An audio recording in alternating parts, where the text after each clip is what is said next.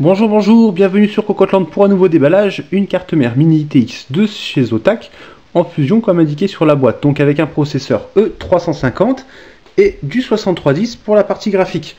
Grosse particularité, elle est passive. Nous avions pu voir le prototype lors du CeBIT où on avait juste un peu oublié ce que c'était, et gros avantage par rapport au modèle Asus, le refroidissement est beaucoup plus compact. Alors, avantage ou inconvénient, on le verra lors des tests dans un boîtier, car là il sera intéressant de découvrir les températures. En attendant, on déballe. Notice, CD, notice, hop, on va en CeBIT tout ça. Là, le bouclier arrière de la carte mère, donc USB, eSATA, HDMI, DisplayPort apparemment, PS2, le Wi-Fi, le son. On va regarder tout ça directement sur la carte. Donc, 3 câbles SATA avec griffe pour blocage. Par contre, ils ne sont pas coudés. Un VGA DVI et les deux antennes Wi-Fi puisque nous sommes sur de la norme N. Et enfin, voilà la carte mère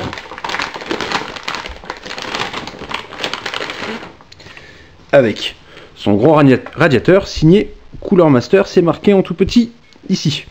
Deux caloducs, donc certainement un qui va sur le processeur qui est par là et le chipset certainement, il faudra qu'on regarde ça tout en détail.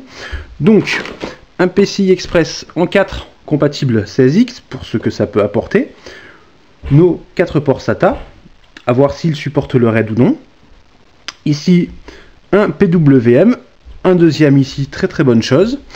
Les emplacements pour la mémoire en SODIMM. Là, c'est une très bonne nouvelle aussi.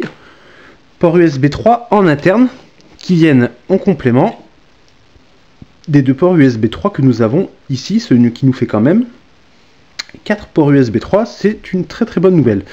eSATA, USB, USB Ethernet, le son. Hop, donc il faudra quand même faire sauter les petits morceaux de ferraille pour que tout puisse s'accommoder, et le Wi-Fi ici avec la carte placée à la verticale là, de même que pour la pile CMOS afin de gagner un peu de place.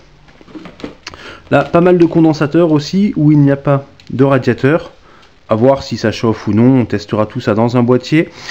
Il faut encore qu'on détermine lequel, peut-être quelque chose de relativement slim, histoire de bien faire chauffer, puis surtout de le mettre en condition pour aller sous un téléviseur, parce que là c'est vraiment le but de cette carte. À découvrir d'ici 2 petites semaines. Bonne fin de journée à tous.